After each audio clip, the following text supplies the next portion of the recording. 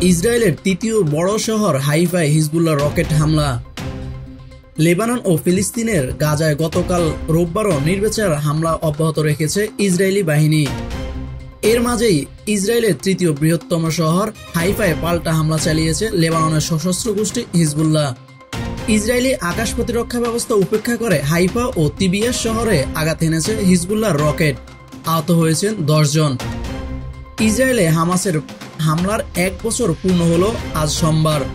এর পরপরই গাজায় পাল্টা হামলা চালায় ইসরায়েলি বাহিনী। শুরু হয় সর্বাত্মক যুদ্ধ। গাজায় এখনও ইসরায়েলের চাপিয়ে দেওয়া সেই যুদ্ধ চলছে। যুদ্ধ এখন আর শুধু গাজায় সীমাবদ্ধ নেই, বরং লেবানন, সিরিয়ায় একের পর এক হামলা চালাচ্ছে ইসরায়েল। গাজায় হামাসের বিরুদ্ধে সর্বাত্মক যুদ্ধ শুরুর বর্ষপূর্তির প্রাক্কালে লেবানন ও গাজায় হামলা এবং হাইফায় পাল্টা হামলার ঘটনা ঘটল। স্থানীয় পুলিশ জানিয়েছে রোববার হিজবুল্লাহর রকেটের আঘাতে হাইফার বেশ কয়েকটি ভবন ক্ষতিগ্রস্ত হয়েছে। আর ইসরায়েলি সংবাদ মাধ্যমের খবর, হাইফা ছাড়াও দেশটির তিবিয়াস শহরে রকেট হামলা হয়েছে। সব মিলিয়ে 10 জন আহত হয়েছেন। তবে হিজবুল্লাহ দাবি করেছে তারা হাইফার দক্ষিণাঞ্চলের একটি সামরিক ঘাঁটি লক্ষ্য করে ফাঁদি 1 ক্ষেপণাস্ত্র ছুড়েছে।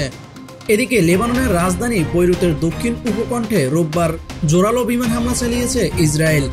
মূলত ইরান সমর্থিত হিজবুল্লাহর গোয়েন্দা সদর দপ্তর আর অস্ত্রের মজুতাগারে হামলা চালানো হয়েছে বলে দাবি করেছে ইসরায়েলি সামরিক বাহিনী। এছাড়া লেবাননের দক্ষিণাঞ্চল ও বেকা অঞ্চলেও হামলা হয়েছে।